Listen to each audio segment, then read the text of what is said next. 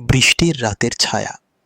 চট্টগ্রাম পাহাড় আর সমুদ্রের মাঝখানে দাঁড়িয়ে থাকা শহরটা দিনের বেলায় যতটা ব্যস্ত, রাতের বেলায় ততটাই নীরব।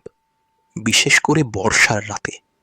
লোকজন বলে প্রতি বছর কিছু নির্দিষ্ট রাতে, যখন ঝড়ের সঙ্গে মুষলধারে বৃষ্টি নামে আর হঠাৎ করে রাস্তার সব লাইট নিভে যায়, তখন রাস্তায় একটা ছায়া দেখা যায়। কেউ বলে মানুষ, কেউ বলে কিছুই না, কিন্তু সবাই একটা ব্যাপারে একমত, যে ওই ছায়াটাকে দেখে সে আর আগের মতো থাকে না। আরিফ, বিশ্ববিদ্যালয়ের এক ছাত্র, এসব গল্পে বিশ্বাস করত না। তার কাছে এগুলো ছিল শুধু লোককথা। এক রাতে বন্ধুর বাসা থেকে ফিরছিল সে। আকাশ কালো হয়ে গেল, শুরু হলো প্রবল বৃষ্টি। হঠাৎ পুরো রাস্তার লাইট নিভে গেল, চারপাশ অন্ধকার, শুধু বৃষ্টির শব্দ। আর তখনই সে দেখল রাস্তার মাঝখানে কেউ দাঁড়িয়ে আছে। লোকটা একদম নড়ছে না, মাথা নিচু, শরীর স্থির। আরিফ প্রথমে ভাবল কেউ হয়তো বৃষ্টিতে আটকা পড়েছে।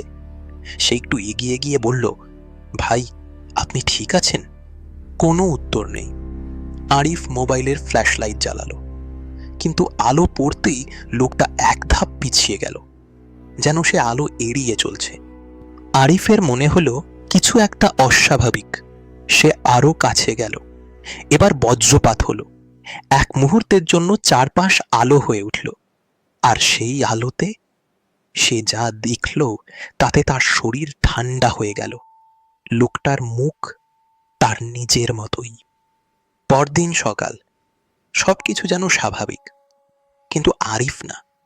সে আয়নার সামনে দাঁড়িয়ে বুঝতে পারল তার চোখের নিচে অদ্ভুত কালচে দাগ, মুখটা ফ্যাকাশে। তার পরিবার বলল, তুই ঠিক আছিস? তোর আচরণ কেমন অদ্ভুত লাগছে।